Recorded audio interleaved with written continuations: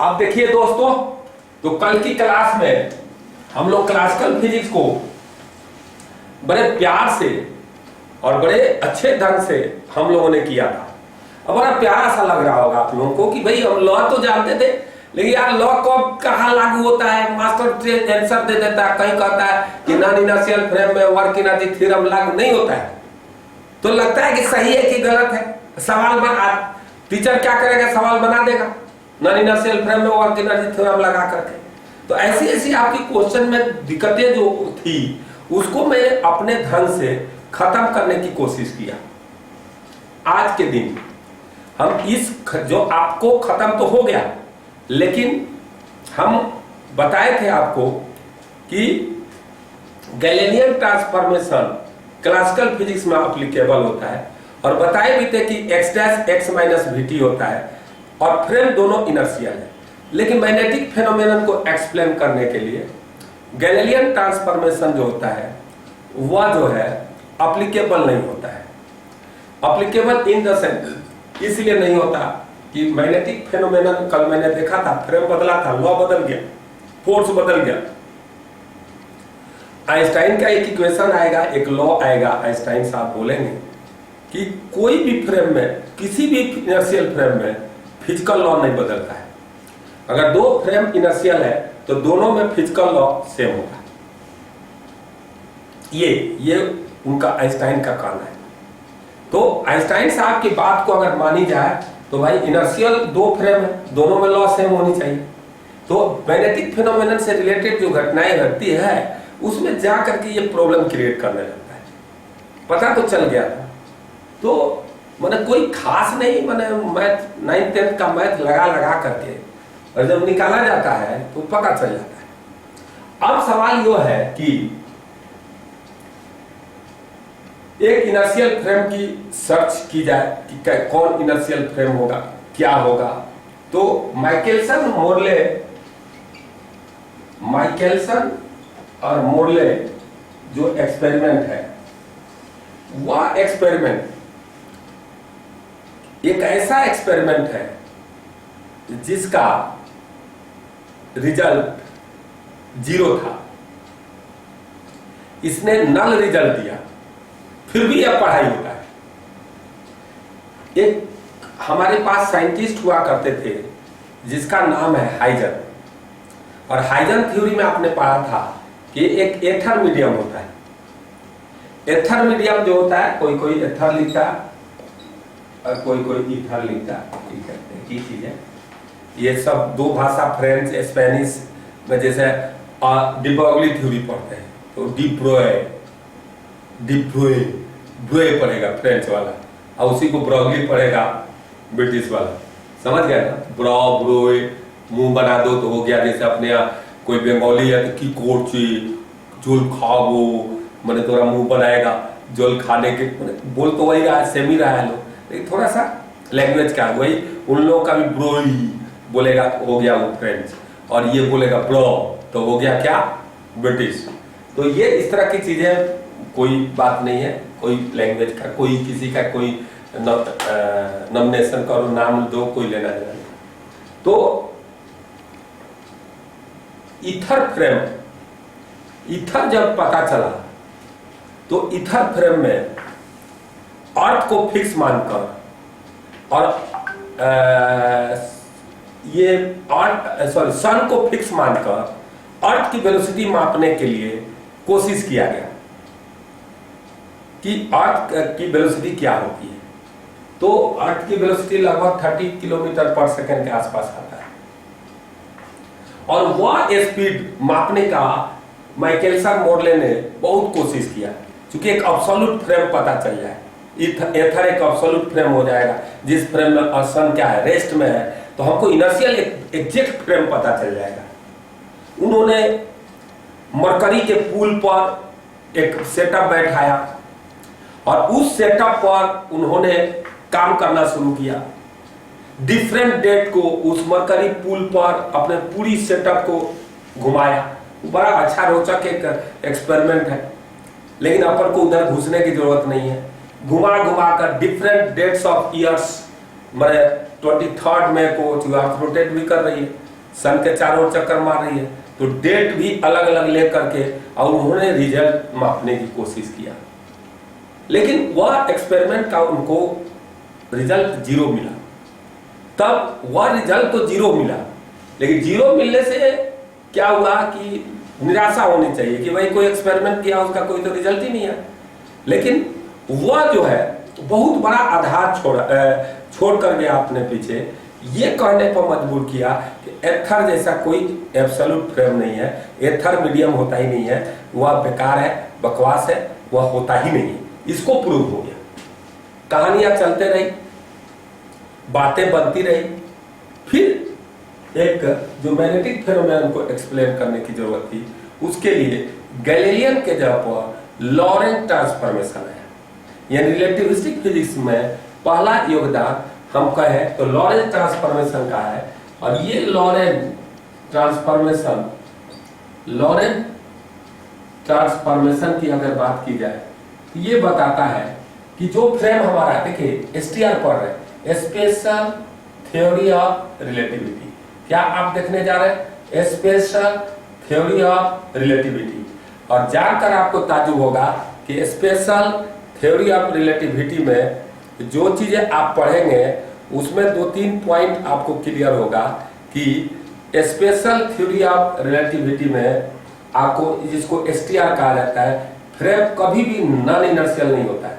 जैसे speed of light in vacuum is 3 × 10⁸ metre per second independent of frame of reference. ये सारी बातें जो इंग्लिश में बोली जाती है ना, ये सब इनर्शियल फ्रेम में बातें सही है। नॉन इनर्शियल फ्रेम में ये STR नहीं लगता है, रिलेटिव फिजिक्स का लॉ नहीं लगता है, उसको जनरल थ्योरी ऑफ रिलेटिविटी में लिया जाता है।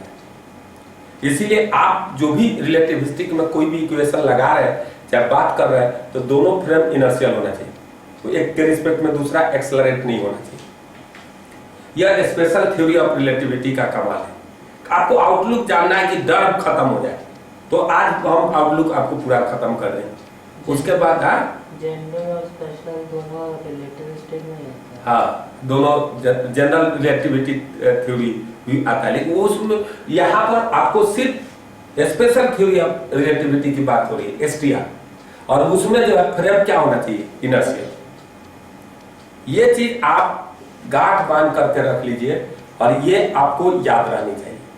दूसरा पॉइंट आपको लॉरेंट ट्रांसफॉर्मेशन में आप देखो तो एक पॉइंट यह हो गया। दूसरा पॉइंट आप समझिए, सेकंड पॉइंट लॉरेंट ट्रांसफॉर्मेशन को अगर आप पढ़ने की कोशिश करेंगे तो देखिए इसमें LT कहा जाता है, इसको शॉर्टकट में उसको GT कहते हैं।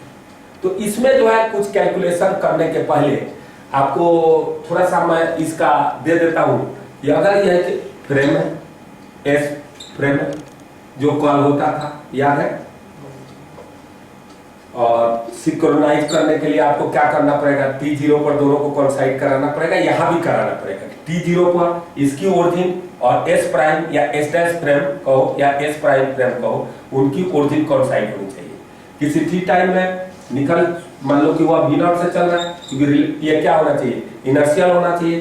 तो उसमें जो O डैश था, x1 डैश, y1 डैश, तो ये फ्रेम जो V0 से चल रहा था, तो ये किसी T टाइम में यह हो गया V0 T गया, उसमें ये बातें होती थी और सारी होती थी। अगर किसी पॉइंट P का पोजीशन हम निकालना चाह रहे हैं तो इसका कोऑर्डिनेट जो होगा, थोड़ा सा मशक्कत करने के बाद क्यों ऐसा होता है, सारी चीजें मैं बता दूंगा।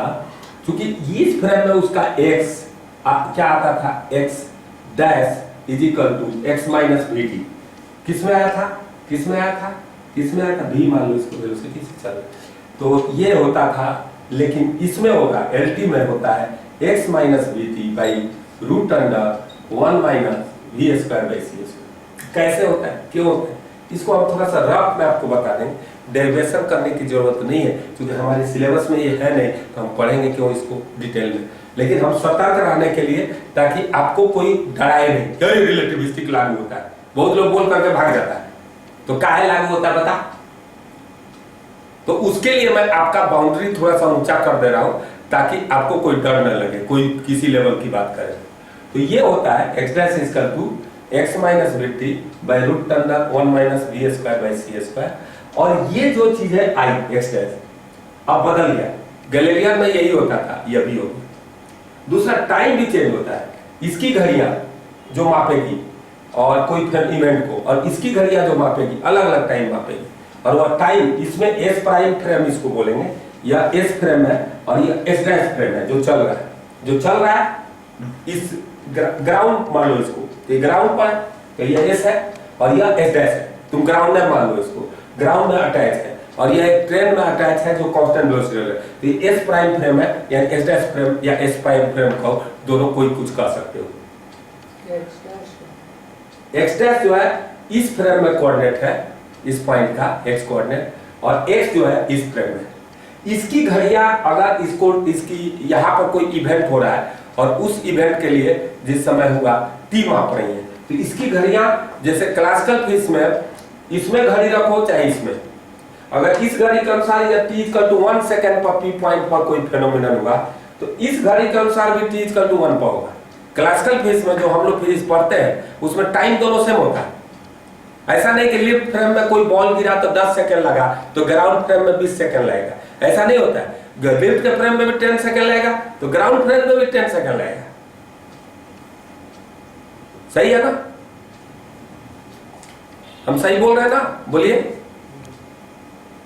ये क्लासिकल फिजिक्स में होता है, लेकिन रिलेटिविस्टिक फिजिक्स में ऐसा नहीं है।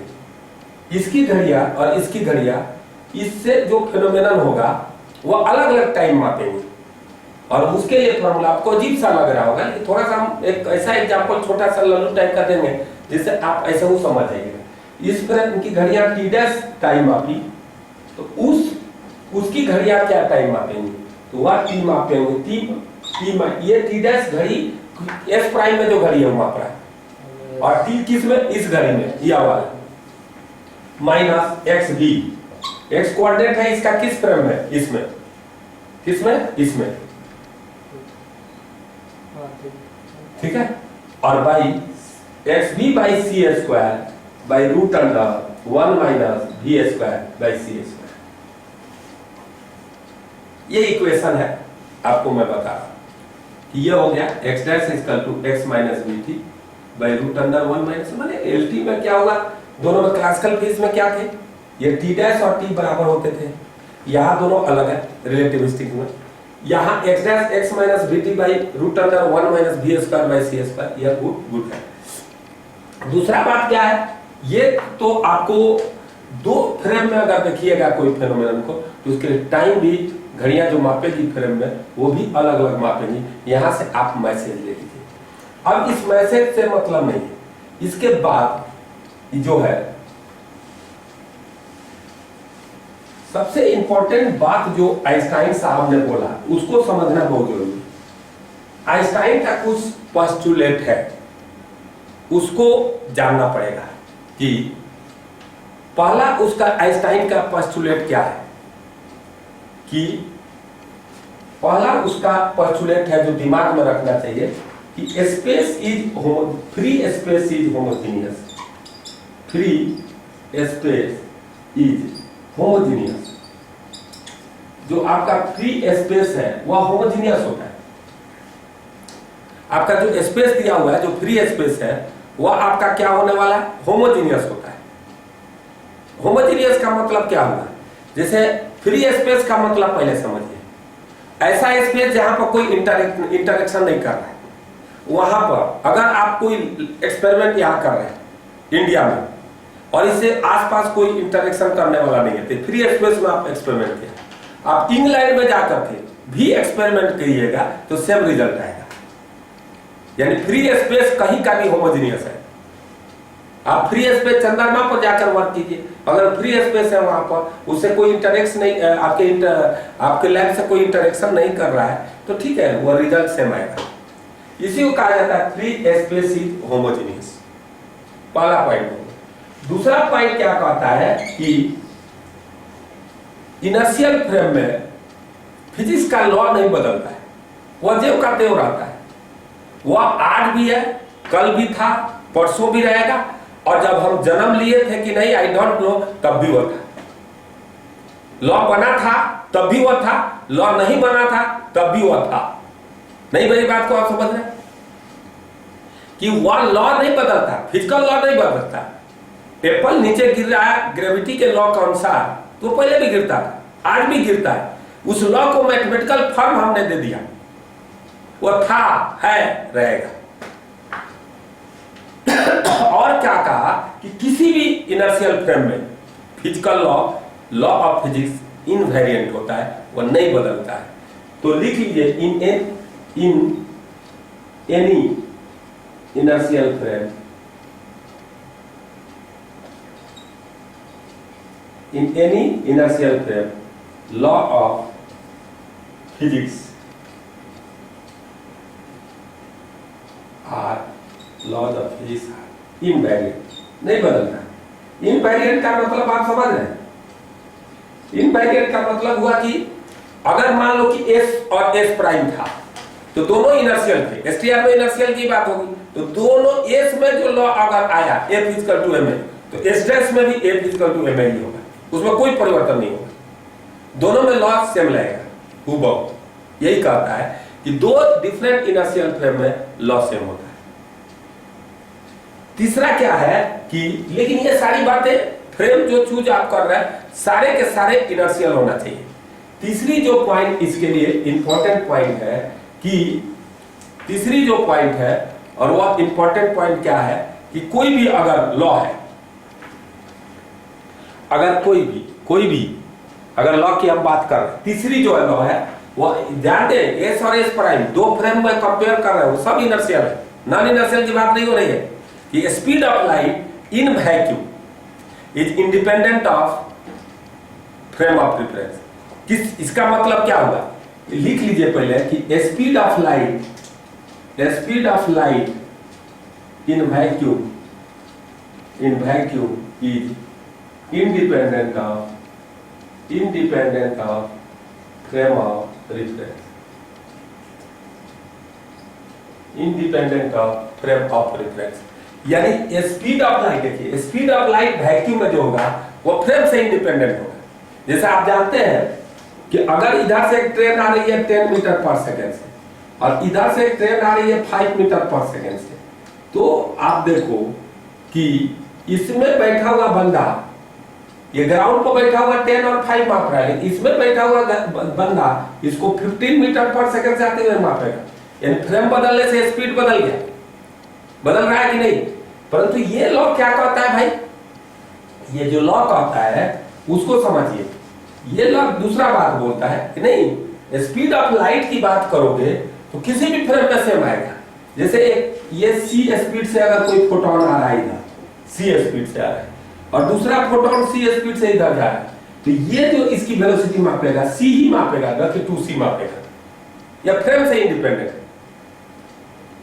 ये बहुत बड़ा लॉ है, बहुत बड़ा। यही सब चीज में सब चीज को एक्सप्लेन करेगा कि कोई भी है, अगर तुम साइकिल पर जा रहा है और c स्पीड से लाइट आ रही, तो जो पैडल बैठा हुआ है वो भी c देखेगा और ये भी c ही देखेगा।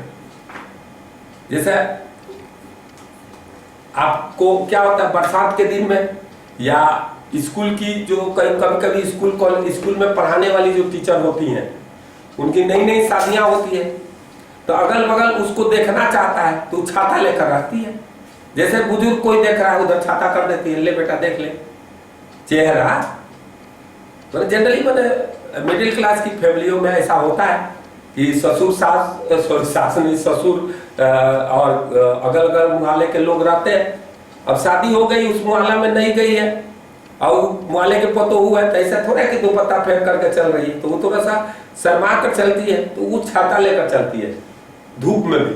लेकिन आपने देखा होगा कि सनरेज ऐसे पड़ रहा है, सुनिए, कि वह लेडीज खड़ी रहती है तभी छाता ऐसे ही रखती है, और चलना शुरू करती है तभी छाता ऐसे ही रखती है, अम्ब्रेला को, समझ रहे हैं। लेकिन बरसात के दिनों में आप खड़ा रहिएगा तो छाता ऐसे रख रहे हैं, और दौड़िएगा तो आपको छाता को टिल्ट करना पड़ेगा। यानी वहां पर क्या है, रेन ड्रॉप का आपके रिस्पेक्ट में जो वेलोसिटी है उसके अपोजिट में आप छाता कर रहे हैं, अम्ब्रेला कर रहे हैं। लेकिन इस सनरेज के लिए ऐसा नहीं करना पड़ रहा है, नहीं करना पड़ रहा है। यहाँ आदमी खड़ा है, वहां खड़ा है तुम्हारा दोस्त, सब दोनों ऐसे ही कैले है। कैसे? अच्छा, जिधर सन रे जा रहा है उसका अपोजिट में करके खड़ा है, समझ रहे हैं ना? तो अगर वेलोसिटी का डायरेक्शन, अगर आप 2 पॉइंट पर अर्थ पर खड़े हैं तो दोनों जगह अर्थ की वेलोसिटी तो है, ओके, लेकिन डायरेक्शन तो अलग अलग है ना। अगर अर्थ ऐसे ऐसे चल रहा है तो आप यहाँ खड़े हो, कोई यहाँ खड़ा हो, तो वेलोसिटी का डायरेक्शन अलग अलग है, तो दोनों को स्पीड ऑफ लाइट अलग अलग नजर आनी चाहिए, तो डायरेक्शन टिल्ट करना चाहिए। तो लोग बात कहते हैं बहुत हाई स्पीड है तो उसका कोई असर नहीं होता, ओके, ठीक है, उसको भी मैं मानता हूं कि चलो भाई। दूसरा क्या है कि हम अपना क्या सोचते हैं, मैं बताता हूं कि आइंस्टाइन ने सोचा, इसको हम लोग जीरो लेवल से भी सोच सकते हैं। कैसे? सपोज करो कि आपको जब भी स्पीड ऑफ साउंड पढ़ना रहता है तो आप क्या कहते हो कि speed of sound in air is 32 metre 332 metre per second. आपको क्या लिखा रहता है कि speed of sound in air is 332 metre per second. What is meaning of this? The meaning of this is that the speed of sound with respect to air is 332 metre per second. कोई भी wave है उसकी speed जिस medium में वो travel कर रहा है उसके रिस्पेक्ट में डिफाइन होता है। If this sound is traveling inside the water, then what happens? The velocity of sound in water or with respect to water is 1400 metre per second. यानी कोई भी वेव है और वह कोई भी वेव है और उसकी स्पीड आप मापने की कोशिश करते हैं, उसकी स्पीड अगर उसकी वेलोसिटी को डिफाइन करना चाहते हैं तो ऐसे नहीं कर सकते। आपको उस मीडियम में, जिस मीडियम में वो ट्रेवल कर रहा है उसके रिस्पेक्ट में उसकी वेलोसिटी दी हुई होती है। रस्सी में वायलिन आप बजा दी तो वो वायलिन रस्सी के रिस्पेक्ट, अब वायलिन बजा रहे, गाना गा रहे, टुन टुन, आपका वायलिन लेकर के घर में बैठे हुए, वही ट्रेन में लेकर के बैठ जाइए तो वह वेलोसिटी जो होगा, अब ट्रेन में जैसे बैठिएगा तो वो तार का जो है, वायर जो है, उस वायर ट्रेन की वेलोसिटी चलने लगा, तो साउंड की वेलोसिटी जो होगी वह वायर के रिस्पेक्ट में होगी वेव की वेलोसिटी, ठीक है ना? जो √T/μ है समथिंग आप निकालते हैं। मेरा यो कहना है उसी प्रकार लाइट इज अ वेव, और कोई भी अगर वेव है तो उसकी velocity with respect to medium define होना चाहिए। तो ये भाई साहब कह रहे हैं कि वैक्यूम में तो यह वेलोसिटी 3 × 10⁸ मीटर पर सेकेंड होता है और यह होता है इन वैक्यूम। तो यह किसके रिस्पेक्ट में? With respect to vacuum. Vacuum का मतलब क्या है? नथिंग, कुछ नहीं, तो किसी के रिस्पेक्ट में नहीं। देखा आइंस्टाइन का दिमाग? हेलो, चटा तो नहीं रहा जी सब? हेलो, मैंने बोला कि किसी भी वेव का velocity with respect to medium define किया जाता है। साउंड का वेलोसिटी इन एयर, मतलब एयर के रिस्पेक्ट में 330 मीटर पर सेकेंड है। वाटर के रिस्पेक्ट में 1400 है। उसी प्रकार लाइट की velocity with respect to medium ही तो आप डिसाइड करोगे तो वह कितना आने वाला है। तो लाइट की velocity, speed of light in vacuum, इसका मतलब क्या होगा? Speed of light with respect to vacuum, medium के रिस्पेक्ट में हुआ 3 × 10⁸ मीटर पर सेकेंड। तो with respect to vacuum, what do mean by vacuum? Vacuum means nothing, यानी वो किसी के रिस्पेक्ट में नहीं है। ओके, तो ऐसे अपन सोच सकते हैं। देखिए, आप चीजों को सोचा कीजिए, लॉ लगाइए सही और सोचिए, बस ज्यादा दाएं बाएं नहीं करना। हम देखते हैं कि बच्चों में एक डर होता है कि हम जो जानते हैं उससे ये काम नहीं होगा।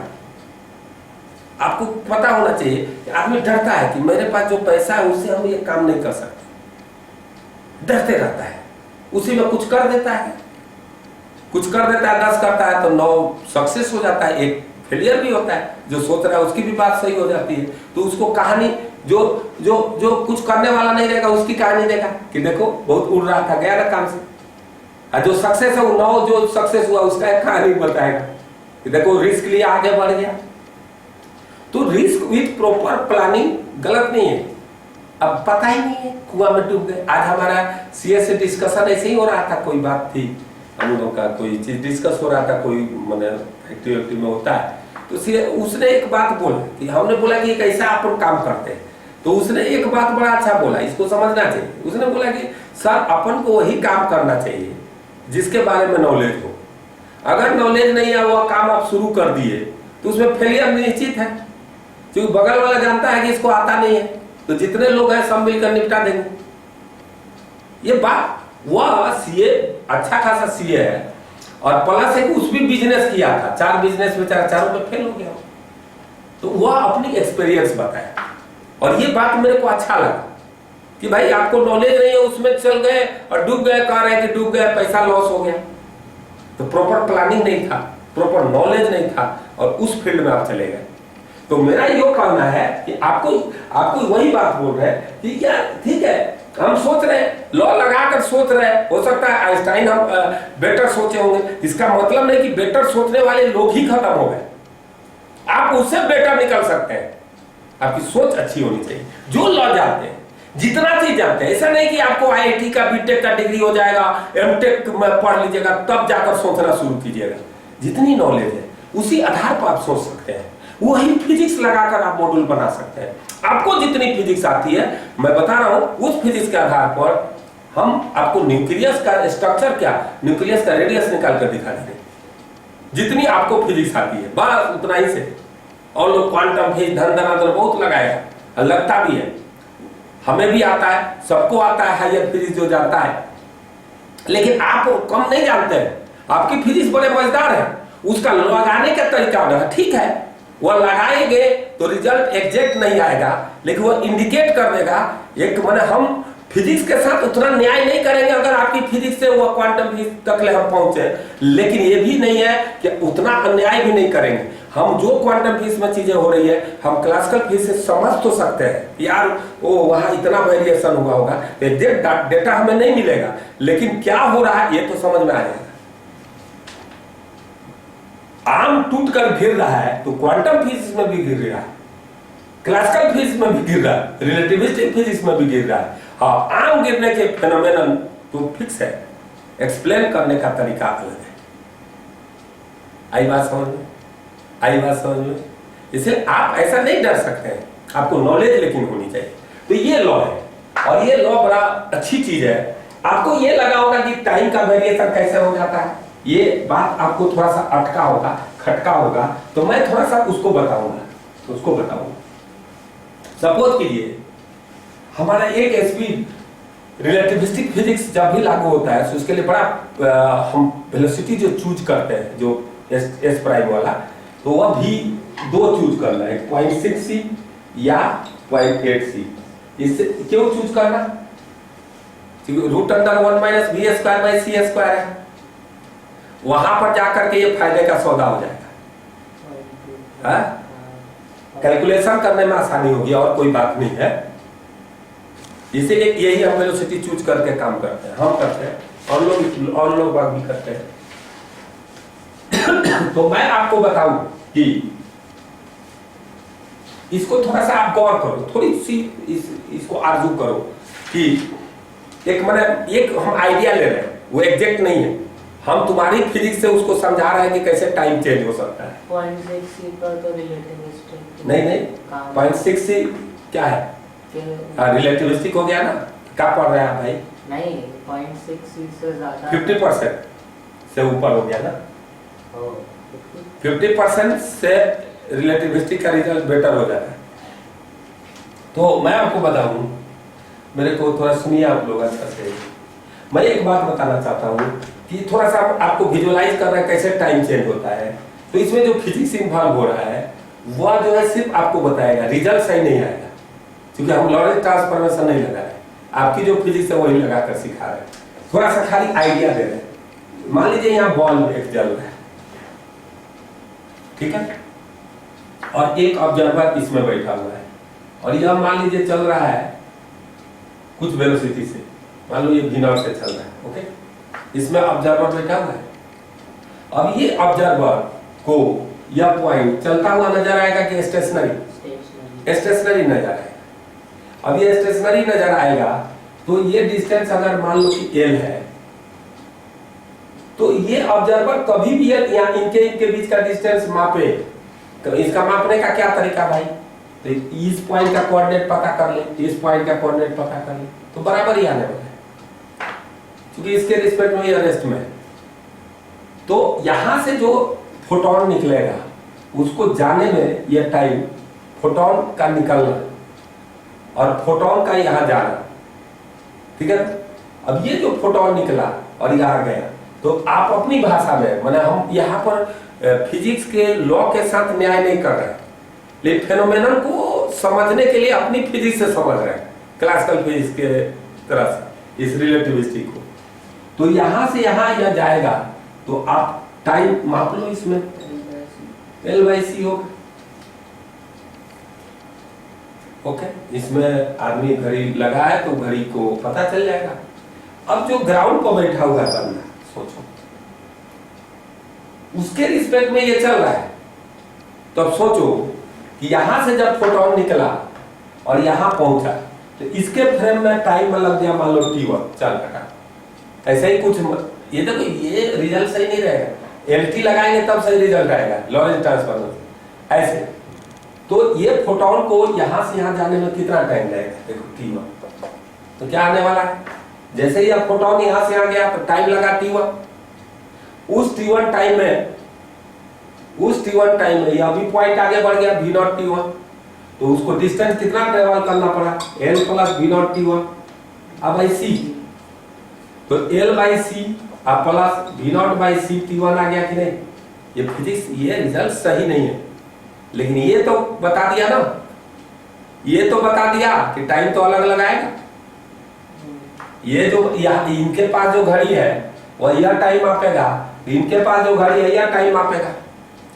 ये रिजल्ट सही नहीं है कि ये एग्जैक्ट मापेंगे, लेकिन अलग मापेंगे ये तो पता हो गया। और इतना इजी से तो नहीं ये कर सकते थे क्लास, इसमें जाकर के घुसना पड़ेगा। बात आप समझ रहे हैं कि नहीं। तो ये आपको मैंने बता दिया कि होगा, टाइम तो अलग हो जाएगा। ये घड़ी मापेगा अलग टाइम, ये घड़ी अलग टाइम मापेगा फोटोन को यहां से जाने में। अगर मैं इसको बताऊं तो इसके पीछे कौन राज की बात है कि दोनों फ्रेम में c सेम है। क्लासिकल फिजिक्स में ऐसा नहीं होता है, फ्रेम बदलने से वेलोसिटी बदल जाता है पार्टिकल्स का, या फोटोन की दोनों वेलोसिटी सेम ली गई है। तो ये रिलेटिविस्टिक का लॉ है, आइंस्टाइन के लॉ को यूज कर रहे हैं, इसीलिए ऐसा रिजल्ट आ रहा है। ये रिजल्ट सही नहीं है क्योंकि लॉरेंस LT में हम नहीं गए, हम तो तुम्हारी भाषा में समझा दिए कि वह जो लिखा हुआ है इक्वेशन हमने डायरेक्ट लिख दिया, टाइम चेंज का और किसका लिख दिए थे, कोऑर्डिनेट चेंज का, वह गलत नहीं है, वह सही है। जो आप प्रूव नहीं भी करें तो आप एक अपने भाषा में उसको समझ सकते हैं कि वो चेंज हो रहा होगा। अब मैं आपको थोड़ा सा अलग, थोड़ा सा और आगे बढ़ते हैं और आपको इस फिजिक्स का सबसे अच्छी पहलू को समझाने की कोशिश करते हैं। इस फिजिक्स में की सबसे बड़ी उपलब्धि क्या थी। इस फिजिक्स की सबसे बड़ी उपलब्धि थी कि किसी बॉडी का बिना फिजिक्स केमिस्ट्री मैथ जाने हुए पूरी ऊर्जा, पूरा एनर्जी बताया जा सकता है। अगर ये बॉडी है ये, और यह यहां रखा हुआ है, और कोई बंदा पूछता है कि इसकी एनर्जी क्या है, तो इस बॉडी के अंदर पूरी कितनी एनर्जी है एक झटके में बताया जा सकता है, m0c²। इसके बॉडी के मास में c² से सिर्फ मल्टीप्लाई कर दिया जाता है, तो इसके अंदर कितना एटम है, कितना स्प्रिंग पोटेंशियल एनर्जी एटम का है, बॉन्डिंग एनर्जी है, ग्राउंडिंग एनर्जी है, ये बिना जाने हुए आप इसकी कुल नेट एनर्जी बता सकते हैं, और वह होता है m0c²। अगर ये बॉडी रेस्ट में है तो इसके लिए टोटल इसके अंदर एनर्जी है वह है m0c², पूरी एनर्जी है इसके अंदर, और ये m0 इस बॉडी का मास है। अब देखो इसके अंदर जितनी ऊर्जा है, जितनी एनर्जी है रेस्ट में, यह है अंदर एटम, डेटम, मेटम, टेटम सब अंदर आ गए, इतना m0c²। यानी अगर इसको हम खा जाए, इस बॉडी को खा जाए, ये लड्डू है खा गए तो हमको इतनी एनर्जी मिलेगी अधिक से अधिक। हम कहे कि भैया मैं एक ऐसा मशीन बनाया कि इसको निचोड़ करके एनर्जी में 100% कन्वर्ट कर दिया, तो मेरे को इतनी एनर्जी मिल सकती है। ओके, समझ में आया। मैंने एक बॉडी को बिना केमिस्ट्री जाने, बिना बायोलॉजी जाने, बिना मैथ जाने एनर्जी बता सकते हैं, m0 c square. Okay okay, कोई दिक्कत? अब इसके पास अब एनर्जी आपको बढ़ाना है, तो कैसे बढ़ाइएगा भाई? काइनेटिक एनर्जी देकर। ओके, तो इसकी एनर्जी बढ़ाइएगा तो काइनेटिक एनर्जी देना पड़ेगा। यानी यह अगर v स्पीड से चल रहा है या v स्पीड से चल रहा है तो इसके पास कितनी एनर्जी है? तो इसके पास एनर्जी जो है वह है आपको कितना? तो टोटल एनर्जी इसके पास, या रेस्ट मास एनर्जी हो गया। इसको कोई लोग रेस्ट मास एनर्जी कहता है, इसको लोग रेस्ट मास कहता है, लेकिन रेस्ट मास हम नहीं कहते, मास है m0। मास जो होता है m0 होता है, वो और कोई मास नहीं होता है दुनिया में, मास m0 है। हम तो मास से बोल देते हैं कि इस बॉडी का मास m है। जैसे आप किताब पढ़ते होंगे रेस्ट मास ऑफ इलेक्ट्रॉन लिखा रहता है, तो आपको लगता है कि वो इलेक्ट्रॉन रेस्ट में है तो अब उसका मास इतना है, चलेगा तो बढ़ जाएगा मास। अरे मास कैसे बढ़ेगा? हमारे हाथ में 2 हाथ है तो 4 हाथ लग जाएगा, बकवास की बात है। मॉलिक्यूल थोड़े बढ़ जाएंगे चलने से। दुनिया को कैसे कैसे तुम लोग बात करते रहते हो। तो स्पीड, ये रेस्ट मास क्या है? मास है कि m0 मास की बॉडी है, उसके पास total energy m0 c square है, दैट्स ऑल। और ये अधिक से अधिक कितनी एनर्जी ट्रांसफर कर सकता है? m0 c square. अरे मेरे पास कोई आया और कहा कि तुमको तो गोली मार दूंगा, अब काय मारेगा भाई? तो मुझे पैसा चाहिए। तो बोले कि देखो मेरे पास इस पॉकेट में 10, इसमें 20, इसमें 30, इसमें 40, इसमें 50, इसमें 60, इसमें 100, मुंह में 2 सोना का दांत, तोड़ लो और लेकर चल जाओ। तो नहीं, और छुपाया होगा। तो मैं कहता तो मार दूं। तो मारने के बाद अगर वही होगा तो वो इतना ही मिलेगा उसके पास। तो इसको पूरी बर्बादी के कगार पर चढ़ा दिया जाए तो इससे अधिक एनर्जी नहीं मिलने वाली इस मास को। एक बहुत बड़ी गलतफहमी है कि यहां पर जब बॉडी चलता है तो उसकी मास बढ़ जाती है, तो नहीं, तो मास नहीं बढ़ती है, काइनेटिक एनर्जी बढ़ जाती है। तो अगर कोई बॉडी है और यह मास m की है, m0 मास की बॉडी है, और ये m0 मास की बॉडी है और ये c स्पीड v स्पीड से चल रही है, मास क्या है? m0 है, और ये v वेलोसिटी से चल रही है, तो मास तो m0 था पहले उतना ही रहेगा, कोई दिक्कत नहीं है। अब ये v वेलोसिटी से जैसे चलेगा बेटा, तो इसमें क्या होने वाला है आपको बोलो? तो इससे क्या होता है कि इसकी एनर्जी अब क्या होगा? तो टोटल इसमें एनर्जी कितनी थी? E0 थी, m0 c स्क्वायर E0 थी ना जब रेस्ट में था तो। हाँ हेलो, यस सर। और उसमें अब क्या जुड़ गया? Kinetic energy. हाँ, जैसे ये लड़की बोली कि हाफ mv स्क्वायर, तो क्लासिकल फिजिक्स का रिजल्ट है। यहां पर रिजल्ट क्या होगा I don't know, kinetic energy. लेकिन हाँ ये कह सकते हो कि इसकी रेस्ट में था तो टोटल इसके पास एनर्जी m0 c स्क्वायर था, अब इसके पास एनर्जी k ही जुट गया, तो टोटल एनर्जी ये जो होता है ना वह mc स्क्वायर हो जाता है। यह m मास नहीं है, ध्यान दो, mc स्क्वायर में m मास नहीं है, ये एक नाम नया दिया जाता है, इसको कहते हैं रिलेटिविस्टिक मास। रिलेटिविस्टिक मास, रिलेटिविस्टिक मास ये मैथमेटिकली कंस्ट्रक्ट मास है। जैसे वहां स्यूडो फोर्स हुआ था ना, वैसे ही ये कभी कभी अपीयर हो जाएगा कि लगता है कि अरे ये तो मास के जगह पर आ गया। जैसे if you write momentum in relativistic momentum, you put m as relativistic mass and get momentum as mv। वहां mv मोमेंटम लिखिएगा, तो क्लासिकल में भी mv लिखते हैं, यहाँ भी mv लिखे, तो आपको लगेगा जे वहां m था तो यहाँ भी मास m है, लेकिन यहाँ m दूसरा होगा और वहां रेस्ट मास होगा क्लासिकल पे। तो ये kinetic energy half mv square नहीं होगा, तब पता चलेगा जो ये m मास नहीं है। वह मोमेंटम लोग लिख देता है, बताएंगे उसको प्रॉपर वेलोसिटी से भी आप रिलेटिविस्टिक में हम लोग एक्सप्लेन कर लेते हैं। ये m जो है यह मास नहीं है, रिलेटिविस्टिक मास है, यह मैथमेटिकली कंस्ट्रक्ट है। ऐसा कुछ आ गया, हम डिराइव नहीं कर रहे हैं, इसीलिए हमको थोड़ा तो हम इंटीग्रेट करके डिराइव कर देते हैं। एनर्जी किसी को देना है, बढ़ाना है, तो v वेलोसिटी पर गया, कितना एनर्जी बढ़ेगा, तो हम वर्क एनर्जी थ्योरम लगा के वर्क कर सकते थे, दिक्कत नहीं, हम बना सकते थे, लेकिन हमें उतनी जरूरत नहीं। तो mc square equal to m not c square plus k आ गया। अब ये m जो है रिलेटिविस्टिक मास कहा जाता है। दिस इज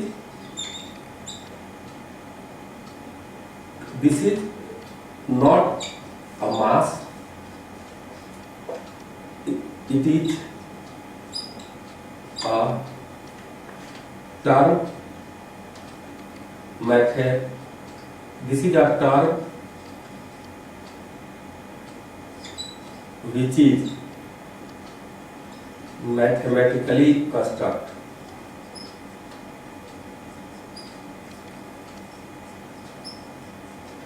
ये जो है रिलेटिविस्टिक मास, ये मास नहीं है, यह एक मैथमेटिकली कंस्ट्रक्ट क्वांटिटी है। इट इज अ क्वांटिटी लिख लो और अच्छा है, विच इज मैथमेटिकली कंस्ट्रक्ट। यह मैथमेटिकली कंस्ट्रक्ट है। हो सकता है लैंग्वेज में उतना क्लियर नहीं कर पा रहा हूं, लेकिन ये तो क्लियर कर दिए कि भाई मास तो यही है, ये मास नहीं है। और ये एक कैलकुलेशन सिंपल किया जाता है, तो इसकी एक फार्मूला आ जाती है, m equal to m not by root under 1 minus v square by c square. ये हमारी मास है और ये रिलेटिविस्टिक मास है। यानी मास और स्पीड दिया है तो हम रिलेटिविस्टिक मास निकाल सकते हैं। ये जो मैथमेटिकली कंस्ट्रक्ट आ रहा है वो ये जो है ये यहां से आ जाएगा।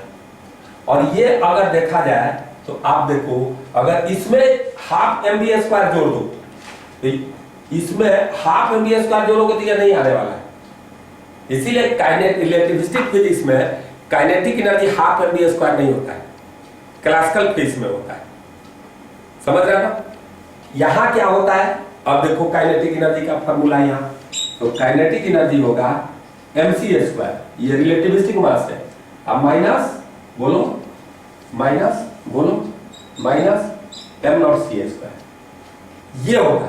ये मास के कारण रेस्ट मास एनर्जी है जब रेस्ट में था। अब m स्पीड से चलने लगा तो उसके पास टोटल यह एनर्जी है। v स्पीड से कोई बॉडी चल रहा है तो उसके पास टोटल एनर्जी हो गया। इसमें काइनेटिक एनर्जी भी आ गया, सब आ गया और यह आ गया। और रेस्ट में था तो यह था। तो इसमें क्या अंतर है? बहुत अंतर है। इसमें जो है रेस्ट में था, इसमें कोई काइनेटिक एनर्जी नहीं। इसमें क्या है? Kinetic energy plus rest mass energy है। तो कोई बॉडी अगर मोशन में है तो मोर एनर्जेटिक है, और कोई बॉडी रेस्ट में है तो लेस एनर्जेटिक है। रिलेटिविस्टिक फिजिक्स यही बात समझे। अब सवाल यो है कि अगर किसी बॉडी का एनर्जी बढ़ेगा तो क्या होगा, समझिए इस बात को। जैसे अब काइनेटिक एनर्जी का फॉर्मूला आपके पास यह आ गया, लेकिन क्लासिकल फिजिक्स में तो हाफ एम बी स्क्वायर होता है, जहां m मास होता है यानी m नॉट होता है। तो हम चेक करते हैं कि मेरा बात सही है कि गलत है। हा? तो क्लासिकल फिजिक्स में इसको कर सकते हैं। कैसे कर सकते हैं आप देखिए क्लासिकल फिजिक्स में। हाँ sir m not c square जो सर आया सर, तो बहुत ज्यादा एनर्जी होगी ना। हाँ, या उससे ज्यादा होगी सर। इसमें लेकिन बॉडी में कैसे सकती है? जैसे आप कोई भी ले लेंगे तो 3-4 kg की तो बहुत एनर्जी होगी। तो एनर्जी तेरे अंदर की एनर्जी है, वह उससे क्या मतलब है भाई? एनर्जी लॉस जो होता है, ट्रांसफर जो होता है, वह मायने रखता है। नहीं समझे? आपके पास पैसा है, खर्च नहीं कर रहे हैं, नहीं समझे? तो आप अच्छा फैसिलिटी से कैसे रहेंगे? किसी के पास 10-10 करोड़ रुपया होता है, गांव के लोगों के पास बहुत पैसा रहता है, बैंक में रख ले रहेगा, बैंक वाले मजे ले रहे हैं, और सोचते रहेगा 2 लाख का 6 बरस के बाद 4 लाख हो जाएगा, 4 लाख का 13 लाख हो जाएगा। ऐसे ही सोचते सोचते बीमारी का इलाज भी नहीं कराएगा। तो वही है कि जो खर्च करेगा, जैसे इस बॉडी है, इसके पास ये कैपेबिलिटी है कि इतना एनर्जी दे सकता है अभी, लेकिन दे थोड़े रहा है। हेलो, अब यहां पर देखो एनर्जी, इसकी कैपेबिलिटी है कि इतना एनर्जी इसके पास हो गया टोटल। अब ये काइनेटिक एनर्जी जो होगा, अब देखो जैसे क्या होता है रिलेटिविस्टिक फिजिक्स में v much less than c कर दो तो क्या आ जाएगा?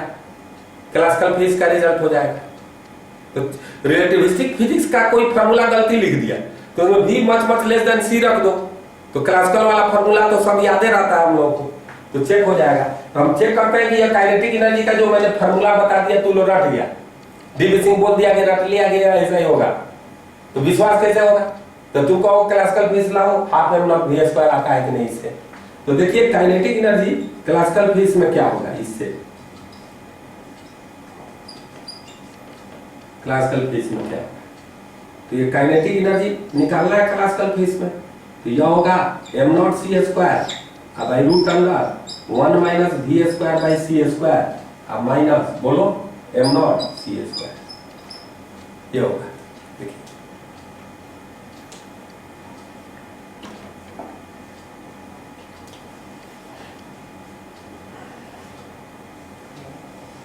ठीक है, इस तरह देखो तो K is equal to M not C square को कॉमन ले लो और यह हो जाएगा 1 minus V square by C square का पावर माइनस हाफ अब minus M not C square. सही है क्या? देखो तो पावर है यहाँ ऊपर लेकर चलेगा, तो काइनेटिक एनर्जी देखो क्या आता है, एम नॉट सी स्क्वायर तो आपका रहेगा ही, ओके, और इनटू इसको ला दो तो 1 plus V square by 2c square हो गया कि नहीं? देख चेक करो, और minus M not C square, ये मिटा देते हैं तो कंफ्यूज हो जाएगा। तो ये लिख लिया कि नहीं जी के इज कर है, तो ये मिटा देते हैं।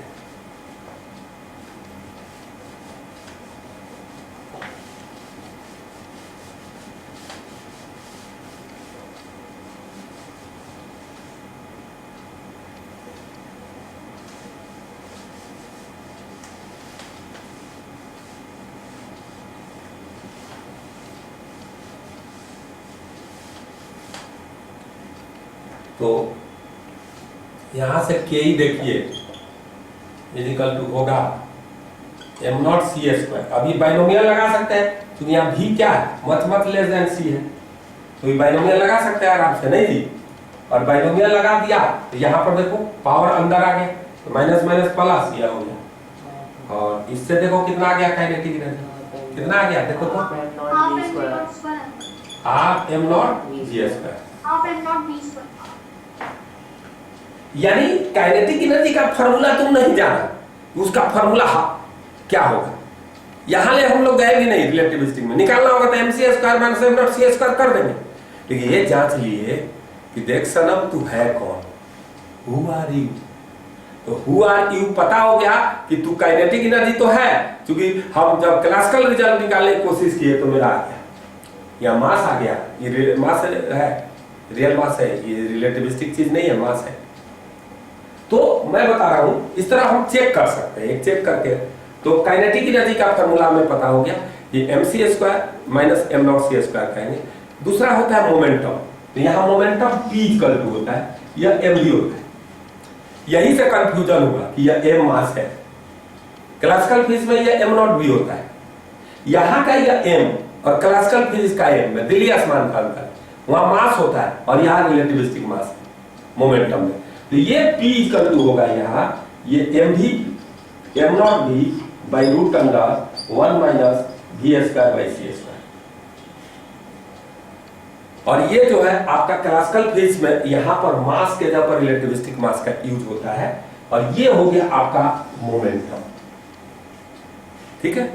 अब सवाल क्या है कि जो हम फिर यहाँ पर थोड़ा सा रुकना चाह रहे हैं, मेरे को मन कर रहा है यहाँ रुकने, मास का वेरिएशन देख लिए, मोमेंटम का वेरिएशन देख लिए, ऐसा कुछ काइनेटिक एनर्जी का फार्मूला नहीं आता रिलेटिविस्टिक में, लेकिन निकालना सीख लिए।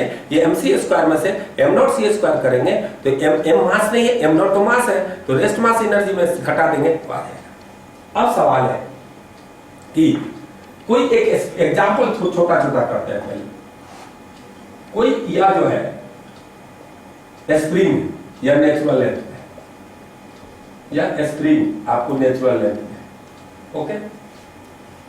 अब मैं बता रहा हूं कि ये नेचुरल लेंथ में है ना, और इसकी मास मान लो कि m नॉट, ओके। अब तूने इसको खींच दिया, अब खींच दिया तो इसमें इलोंगेशन आ गया, तो इसमें एनर्जी, इसकी एनर्जी ज्यादा होगी कि इसकी? नीचे वाली। बोलो। नीचे वाला का छोटंकी कह रहा सही है, क्योंकि इसमें हाफ के एक्स स्क्वायर क्लासिकल फेज में एनर्जी जुड़ गया, तो इससे इसकी एनर्जी बढ़ गई।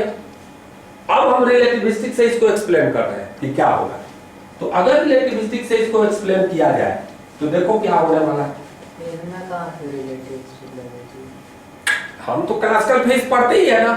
हाँ देखो, ये बच्चा को तो कंफ्यूजन होने लगेगा छोटा को, वेलोसिटी है या नहीं है, मतलब तेरे अंदर एक ये कीड़ा पला हुआ है कि हाई स्पीड होगा तब रिलेटिविस्टिक होगा। भाई साहब, रिलेटिविस्टिक और क्लासिकल में कोई अंतर नहीं है, उसी में वेलोसिटी बहुत छोटा ले लीजिएगा, रिलेटिविस्टिक में तो क्लासिकल रिजल्ट देगा। तो मैंने हाई स्पीड से चलेगा तभी रिलेटिविस्टिक हम सोचेंगे, ये एक दिमाग में गलतफहमी पाल कर आपने रखा है और वह गलत है।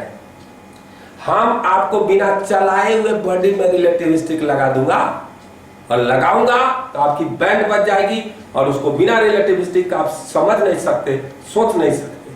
तो आप देखिए, यह बॉडी रेस्ट में है, यह भी रेस्ट में है, लेकिन यह स्प्रिंग क्या है? इलोंगेटेड है, और यह स्प्रिंग क्या है? नेचुरल लेंथ में है। अब इसकी मास m0 थी, अब इसकी मास क्या होगी? रेस्ट मास, क्योंकि इसमें रिलेटिविस्टिक मास तो आने वाला नहीं है। इसकी मास क्या होगी? मास ही होगी, इसका भी मास होगी, इसकी मास होगी। इसमें रिलेटिविस्टिक मास कब आ जाता है? जब इसमें वेलोसिटी होता है। तो क्या हम किसी बॉडी का रेस्ट मास चेंज कर सकते हैं without giving higher speed? Good question यार, बोलो भाई, बोल। अभ्यास समझ रही है कि तू गाली दे रही है? क्या बकबक कर रहा है मास्टर, कुछ समझ में नहीं आ रहा है? नहीं सर, समझ रही। झूठ मत बोलो, समझ में आ रहा है ना? Hello, yes sir. हाँ कर सकते हैं, बोलो। आयुष पाटिल, कर सकते हैं। भैया पाटिल, यस सर, आ रहे हैं समझ में। देखो भाई, तू लोग ये मत समझना कि फिजिक्स बहुत हायर फायर पढ़ा रहा है, क्या पढ़ा रहा है। तुमको हम कोई चीज दुनिया का पढ़ाऊंगा, तुमको समझा दूंगा, क्योंकि मुझे समझ में आता है। इतना लीचर भाषा में पढ़ाते हैं, अगर समझ में नहीं आएगा कोई चीज तो तू लीचर भाषा में नहीं पढ़ा सकते हो, मुंह टुई टुई करके पढ़ना पड़ेगा किताब की भाषा में। तो मैं आपको बता रहा हूं बेटा कि आपकी जो गलतफहमियां हैं रिलेटिविस्टिक फिजिक्स के, मैंने आपको लगता है कि क्या आइंस्टाइन कमाल का है, किताब देखा, ईज कर लो, आइंस्टाइन आ गया, ईज कर लो, MCS कर लिखा रहता है, ओह आइंस्टाइन है, आइंस्टाइन है करने लगते हैं। जिसको फिजिक्स नहीं आता, इतिहास का आदमी भी मदद कर, आइंस्टाइन है, ये मास से बदल दिया था, उसके घर में औजार था, मास बदलने वाला लगता है।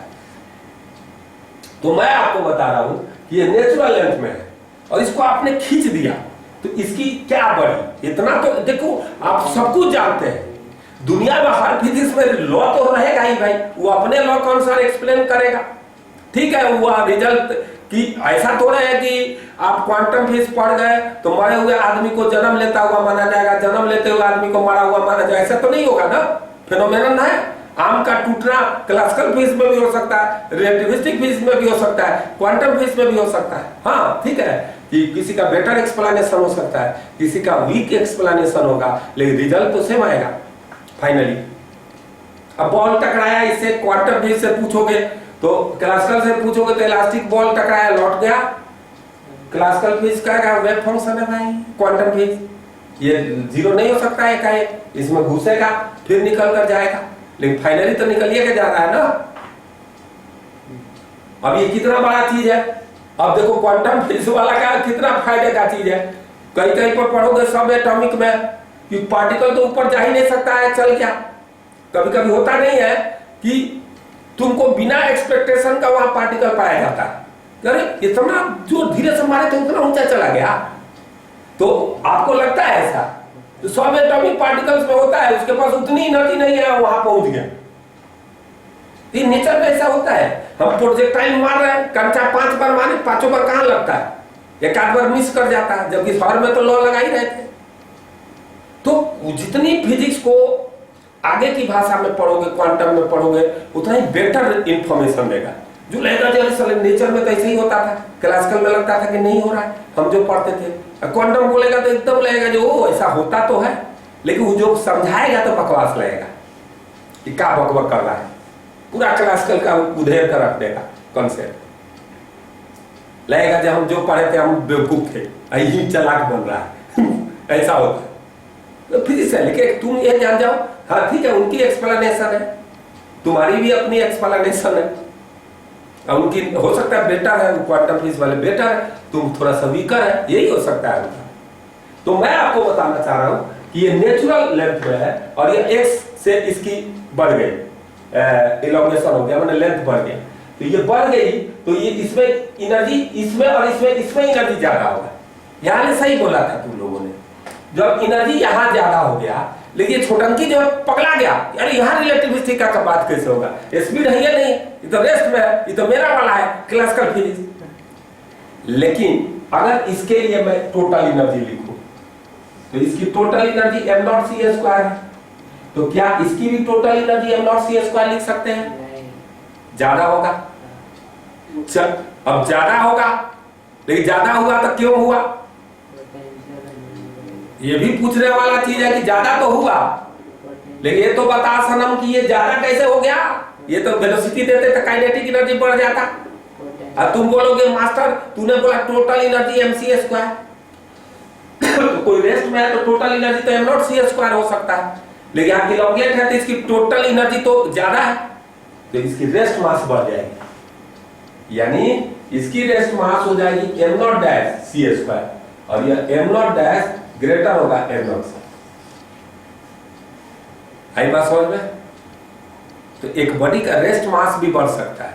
बड़ा प्यारा सा आपकी माता जी खाना बनाती हैं, खाना दिया जाता है तो आप काय कोई करता है कि इसकी सब्जी बना दी, उसकी सब्जी बनाना चाहिए था तुमको।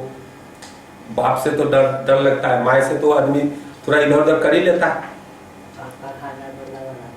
पापा खाना नहीं बनाते, लेकिन कहीं कहीं बनाते नहीं, बनाते नहीं है, लेकिन उनसे कहने में डर लगता है। माता जी है तो बर्दाश्त कर जाती हैं, दोनों लड़ाई का काम चला लें। तो माता जी खाना जो बनाती हैं, अब वो सब्जी बना रही, सब्जी को गर्म कर दी, तो जो सब्जी खरीद कर लाई थी तो उसका टोटल ऊर्जा उसमें कितनी थी, m0c² एनर्जी थी। अब माता जी ने उसको गर्म कर दिया, तो गर्म करने के बाद उसकी क्या बढ़ी, कोई ऐसा थोड़ा होगा माता जी गर्म की सब्जी दौड़ने लगा, किचन छोड़कर भाग गया भाई, पता चला इंग्लैंड पहुंच गया हाई स्पीड से, ऐसा नहीं होता है। सब्जी तो उसी में रहता है कढ़ाई में, और माता जी गर्म कर रही है तो उसका थर्मल एनर्जी बढ़ रहा है, तो उसका क्या बढ़ रहा है, रेस्ट मास बढ़ रहा है। आई बात समझ में? कितना अच्छा से आप समझ रहे हैं कि रेस्ट मास को भी चेंज किया जा सकता है, यानी एनर्जी देकर रेस्ट मास बढ़ाया जा सकता है, तो उससे एनर्जी लेकर के रेस्ट में ही है और उसका एनर्जी लेकर के उसका रेस्ट मास घटाया भी जा सकता है। जस्ट फॉर एग्जांपल नागासाकी और हिरोशिमा में जो बम पटका था उसको का स्पीड उसकी स्पीड 0.6 किया था कि वह कोई जहाज या किसी चीज पर लाकर पटक गया, तो उसकी तो स्पीड बहुत कम थी, फिर भी वहां इतनी एनर्जी पैदा हो गई भाई। तो जो बम लाया होगा, यूरेनियम दुनिया का कुछ भी लाया, वो बक्सा लाया और इस बक्सा को यहाँ गिरा दिया, गिराने के बाद तो ये उड़ गया, तहलका.com बना दिया, कितनी एनर्जी पैदा हुई। तो एनर्जी यहाँ स्पीड रिलेटिविस्टिक की बात नहीं है, यहाँ पर जब गया इसकी रेस्ट मास घट गई और वह रेस्ट मास एनर्जी के रूप में अपीयर हो गया। यानी एटम बम जो पटका गया होगा हिरोशिमा नागासाकी पर, तो जो बक्सा में बम ले गया उस बम का रेस्ट मास और पटकने के बाद उसकी रेस्ट मास ली गई होगी, तो दोनों में क्या होगा, अंतर आएगा, रेस्ट मास घट गया होगा। अगर कोई न्यूक्लियस बना दिया 2 प्रोटॉन और 2 न्यूट्रॉन का, तो 2 प्रोटॉन और 2 न्यूट्रॉन को रॉ मटेरियल खरीद कर लाया और उसका रेस्ट मास निकाला, न्यूक्लियस में घुस गए, वहां भी रेस्ट में है, तो वह जो न्यूक्लियस बनाए तो उसमें क्या होता है कि अलग अलग वो प्रोटॉन न्यूट्रॉन थे, तो उनकी वजन ली गई होगी तो रेस्ट मास ज्यादा होगा, और वही न्यूक्लियस के अंदर गए हैं तो न्यूक्लियस का टोटल वजन रेस्ट मास इन 2 प्रोटॉन 2 न्यूट्रॉन के बराबर होना चाहिए, लेकिन बराबर नहीं होता है, घट जाता है। इसीलिए न्यूक्लियस में जब प्रोटॉन न्यूट्रॉन जाते हैं तो रेस्ट मास एनर्जी में कन्वर्ट हो जाता है। वह रिलेटिविस्टिक मास नहीं, रेस्ट मास एनर्जी में कन्वर्ट होता है। समझ में आ रहा है? न्यूक्लियस बनता है, अब फिर उनको तोड़ना होगा, अलग अलग करना होगा, तो एनर्जी को मास में बदलना पड़ेगा। किस में? मास में। मास मीन्स रेस्ट मास में। तब उनकी मास बढ़ेगी तो अलग अलग हो जाएगी। आपकी माता जी रोज किसी चीज का रेस्ट मास बढ़ाती है, सब्जी का, चावल का, जो आप लोग खाना खाते हैं। आई बात समझ में? हेलो गाइस, क्या वाला?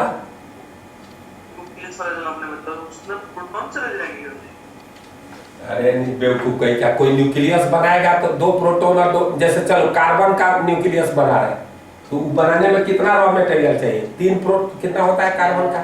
6 प्रोटॉन 6 न्यूट्रॉन, तो 6 प्रोटॉन और 6 न्यूट्रॉन मार्केट से खरीद कर लाओगे।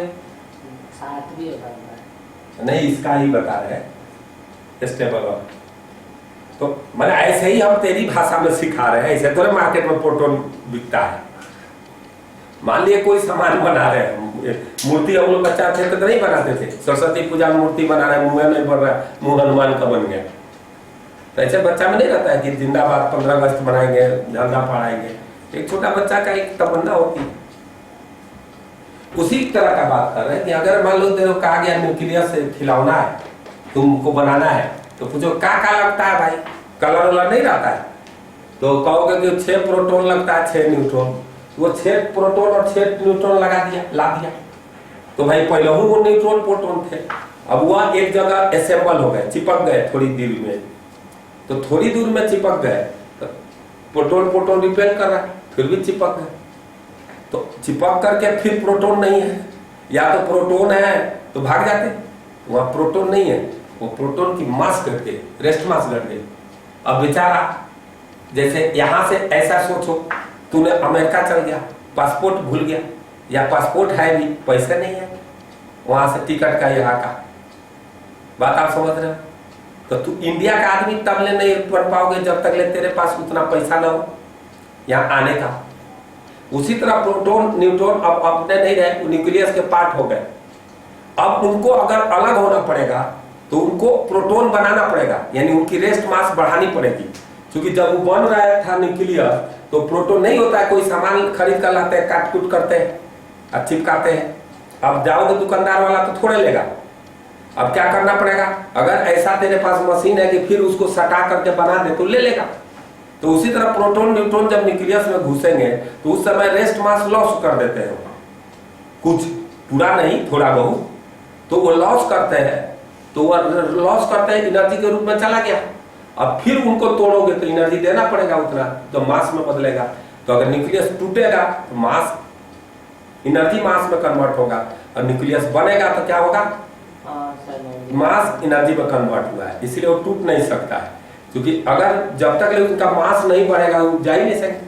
अब यहाँ से इंग्लैंड तू चला गया, टिकट का पैसा नहीं है तो जा, कुछ भी तंग करेगा इंग्लैंडी, तंग करके रहना पड़ेगा। ओके, समझ रहे हैं मेरी बात को? हेलो, वही हाल है। यानी ये जैसे एक सिंपल सा हाइड्रोजन एटम बनाते हैं, देखो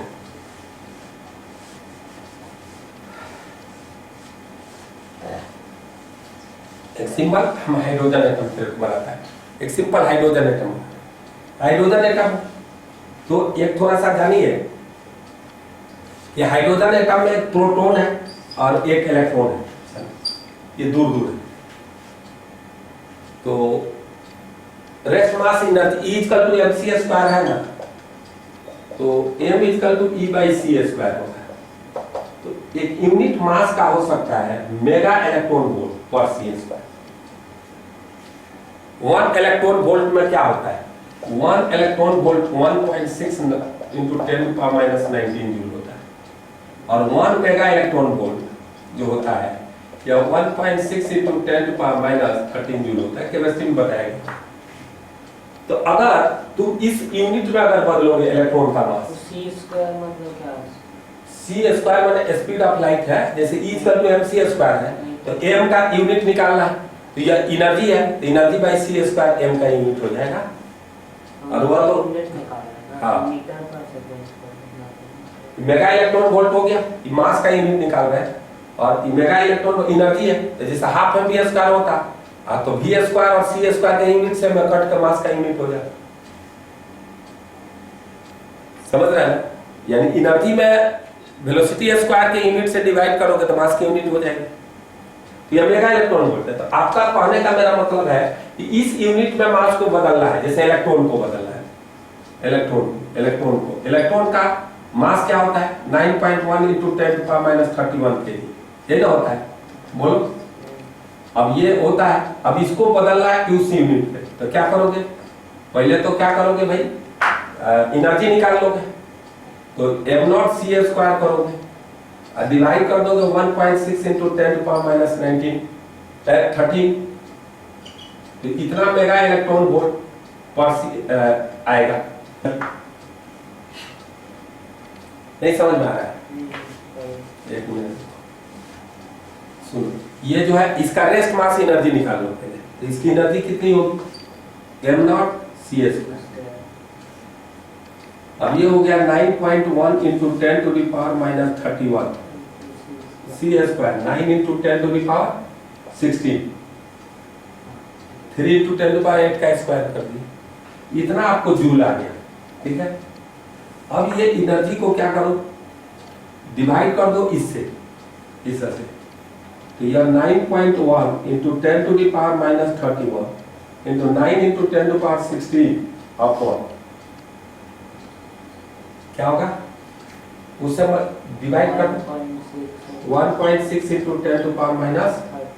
10⁻30, ये हो गया मेगा इलेक्ट्रॉन वोल्ट। बदल, अब क्या होगा, अब यूनिट को मास का यूनिट सिर्फ निकालना है, तो E/c² कर देना सिर्फ, यही ये वैल्यू जो आती है ना 0.511 मेगा इलेक्ट्रॉन वोल्ट है, नियर अबाउट कितना आता है।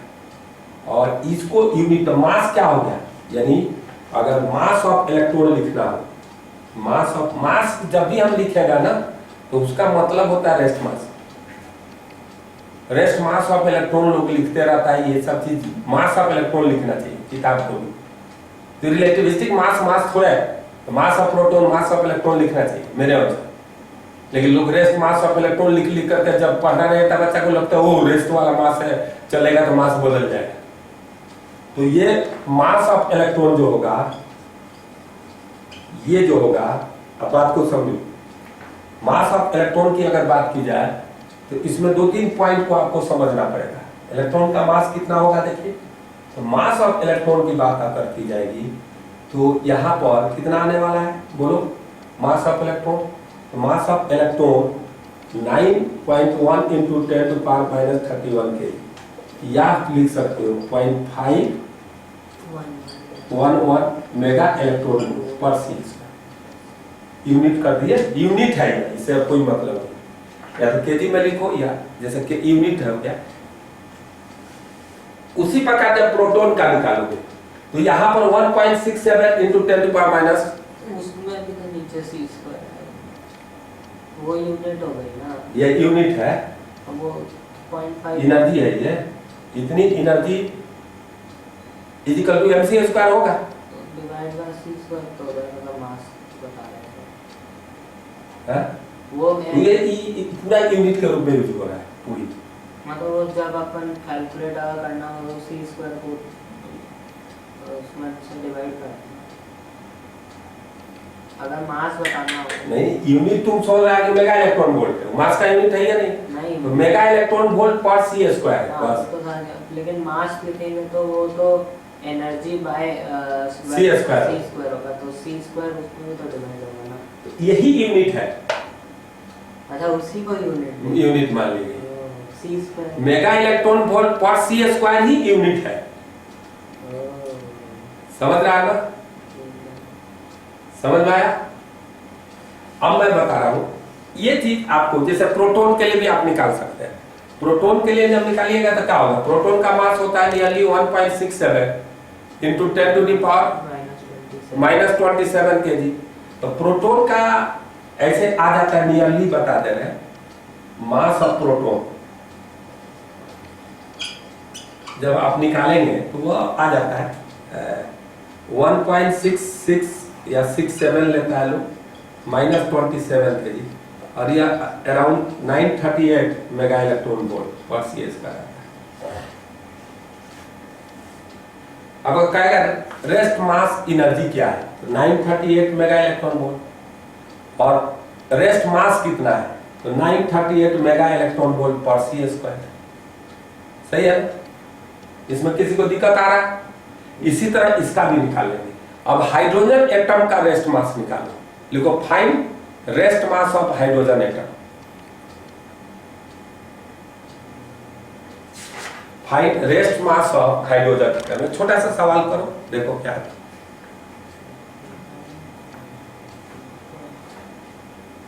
Find rest mass of hydrogen atom.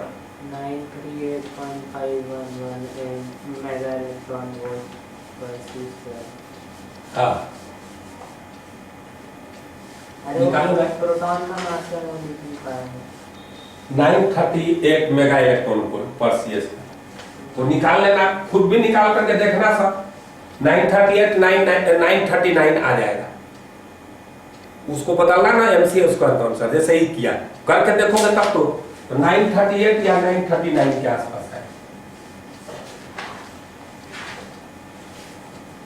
938.511।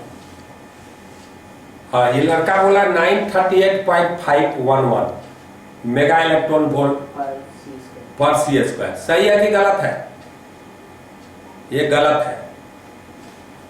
देखो ये लड़का जो बोला ठीक है, एक लेजी बेवकूफ टाइप का बात कर दिया। पहले हाइड्रोजन एटम बनाएगा तो हाइड्रोजन एटम में एक प्रोटॉन लाना पड़ेगा और एक इलेक्ट्रॉन लाना पड़ेगा मार्केट से खरीद कर, और ये ऐसे रखने से हाइड्रोजन एटम नहीं बनेगा।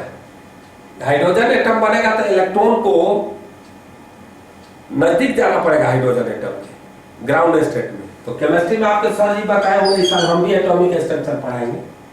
यहाँ प्रोटॉन है और इसका चक्कर मारेगा इलेक्ट्रॉन, ठीक है। अब एटम बन गया, लेकिन चक्कर मारेगा तो ये इलेक्ट्रॉन की एनर्जी -13.6 इलेक्ट्रॉन वोल्ट होता है फर्स्ट ऑर्बिट में। होता है क्या? फर्स्ट एनर्जी का एक्सप्रेशन क्या होता है? En -me/4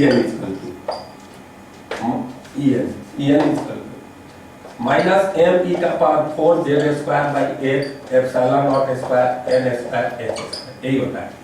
और ये सारी वैल्यू जो होती है -13.6 Z²/n² इलेक्ट्रॉन वोल्ट होता है, ठीक है। तो हाइड्रोजन के लिए Z1 हो जाएगा और फर्स्ट ग्राउंड स्टेट के लिए N1 हो जाएगा। तो ये एनर्जी आ जाएगी -13.6 इलेक्ट्रॉन वोल्ट। अब ये एनर्जी आपको होता है। अब यहां पर क्या है? रेस्ट मास एनर्जी लिखना है, यानी यहां पर रेस्ट मास एनर्जी। जैसे बहुत लोग सोचता है कि रिलेटिविस्टिक फिजिक्स में मास और एनर्जी दोनों अलग-अलग सेम चीज है। m0 मास में m0 c² एनर्जी है, उसमें दोनों दो ही चीज है, अलग-अलग ही है। लेकिन m0 मास में एनर्जी m0 c² है। बात को आप समझो। तो यहां पर आप देखो क्या है भाई, तो इसकी ये तो चल रहा है, लोअर स्पीड है, कोई दिक्कत नहीं है। इतनी टोटल एनर्जी इसके पास हो गया। तो जब ये अलग अलग थे, ये प्रोटॉन यहां था और इलेक्ट्रॉन यहां था, तो इनके बीच में डिस्टेंस इनफाइनाइटली लार्ज है। तो इसके पास कितना rest mass energy, rest mass था 938 मेगा इलेक्ट्रॉन वोल्ट। इसके पास कितना था 5.511 मेगा इलेक्ट्रॉन वोल्ट पर CS²। रेस्ट मास एनर्जी निकाल लेते हैं बाद में, पर CS² कर देंगे और क्या जाता है क्या। तो यहां से अगर ये देख लिया, अब इसकी टोटल एनर्जी लिखो एटम का, तो ये 938 मेगा इलेक्ट्रॉन वोल्ट है और प्लस इलेक्ट्रॉन वाला प्लस 0.511 और माइनस हो जाएगा ये 13.6 इलेक्ट्रॉन वोल्ट है। माइनस एनर्जी है सबका। हाँ, एनर्जी माइनस होता ही है ना, पोटेंशियल एनर्जी और प्लस काइनेटिक एनर्जी का सब माइनस हो गया। तो ये माइनस 13.6 इलेक्ट्रॉन वोल्ट है। तो इसको मेगा इलेक्ट्रॉन वोल्ट में बदलना पड़ेगा, इंटू होगा 10⁻⁻6 मेगा इलेक्ट्रॉन वोल्ट हो गया। अब ये टोटल एनर्जी हो गया।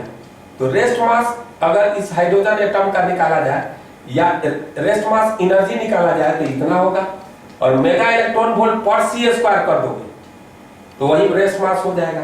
तो अब ये हो जाएगा 938.511, ये 3 चला गया, और इसके पहले कितना आएगा 4 जीरो आएगा, तो +6 आएगा। माइनस 0.0 क्या बोलती तू 0 10⁻6 आएगा ना। अरे इलेक्ट्रॉन वोल्ट को मेगा इलेक्ट्रॉन को हाँ ठीक है ठीक। पगला गए 0.136 और कहोगे 2 जीरो तो गया, 4 और चाहिए, तो 0.0000136 आ गया। और इस तरह देखो तो ये बड़ा मजेदार आएगा 9.38.511, दो खत्म कर दिए इसका 3 जीरो खत्म 938.5119864 आ जाएगा। घटाना है। हाँ, कितना आ गया 938.5119864। क्या बोला बोलो 938.5 5109864 हाँ 109864 64 बस। मेगा इलेक्ट्रॉन वोल्ट, ये रेस्ट मास एनर्जी होगी। हाँ। और रेस्ट मास कितना हो जाएगा पर सी स्क्वायर, मेगा इलेक्ट्रॉन वोल्ट पर सी स्क्वायर। आई बात समझ में? तो अगर इलेक्ट्रॉन अपनी ऑर्बिट को बदलता है, फर्स्ट ऑर्बिट से सेकंड ऑर्बिट में चला गया, तो उसकी रेस्ट मास एनर्जी बढ़ेगी कि घटेगी? घटेगी। घटेगी कि बढ़ेगी? क्या क्या फिर से इलेक्ट्रॉन फर्स्ट ऑर्बिट से सेकंड ऑर्बिट में चला गया तो बढ़ेगी सर, बढ़ेगी। तो बढ़ेगा ना घोपड़ास। यहाँ से माइनस हुआ माइनस 13.6, ये जेड तो हटा वो 1 है, n2 हो जाएगा। बढ़ेगी। हाँ, तो ये क्वांटिटी घटाने वाली क्वांटिटी क्या हो जाएगी? घट जाएगी, तो वो बढ़ जाएगी। अगर प्रोटॉन और इलेक्ट्रॉन, देखो कितना बड़ा फिजिक्स तुम सीख रहे हो कि जब भी कोई सिस्टम बनता है ना, अगर किसी को सिस्टम बनाना है तो उसको बर्बाद करना पड़ेगा। अगर मैं गया मान लो घूमने, चाहे तू गया घूमने इंग्लैंड, और इंग्लैंड वाला चाहे कि तेरे को रखना है, तो तेरी जो है औकात को ला देगा, पासपोर्ट छीन लेगा, पैसा छीन लेगा, अब तू जा ही नहीं सकता। उसी प्रकार यह एटम बना तो बनने के पहले प्रोटॉन और इलेक्ट्रॉन दूर दूर थे, तो इनकी रेस्ट मास एनर्जी ज्यादा थी। जैसे ही बना रेस्ट मास एनर्जी क्या हो गया? घट गया। अब इनको अगर अलग होना रहेगा तो इनकी रेस्ट मास एनर्जी कितना से बढ़ानी पड़ेगी? इतना से, माइनस माने 13.6 इलेक्ट्रॉन वोल्ट माने 10⁻⁻6 मेगा इलेक्ट्रॉन वोल्ट पर सी स्क्वायर से, तब जाकर ये इलेक्ट्रॉन प्रोटॉन अलग हो पाएंगे। अदरवाइज कहेंगे चलो सनम बैठे रहो इसी में। यानी कोई सिस्टम को तोड़ना है तो उसका रेस्ट मास एनर्जी बढ़ेगा, और कोई सिस्टम बन रहा है तो वह क्या करेगा? उसकी रेस्ट मास घटेगा। अब बात समझ रहे हो ना? आई समझ में बात? हेलो, अब यही बात न्यूक्लियस में भी लगा सकते हो तुम लोग। सिस्टम बन रहा है न्यूक्लियस, तो प्रोटॉन और न्यूट्रॉन जाएंगे तो वह उनकी रेस्ट मास बढ़ेगी कि घटेगी? क्या क्या? एक न्यूक्लियस का रेस्ट मास निकालो, और उसमें 6 प्रोटॉन 6 न्यूट्रॉन गए थे, तो 6 प्रोटॉन और 6 न्यूट्रॉन दूर दूर थे, तो उनकी रेस्ट मास का सम ले लो। और न्यूक्लियस में गया तो न्यूक्लियस का रेस्ट मास लो, तो दोनों बराबर आएगा। कौन बड़ा होगा? जो अलग अलग थे तो जो बड़ा न्यूक्लियस बराबर है। हाँ, जो अलग अलग थे सर, रेस्ट मास उनका अलग अलग ज्यादा है। हाँ, अलग अलग अलग अलग अलग ज्यादा आएगा, करेक्ट। और कब कम आएगा बोलो? जब न्यूक्लियर जब बन न्यूक्लियस जाएगा, मिले न्यूक्लियर बन जाएगा। हाँ, समझ में आया बात?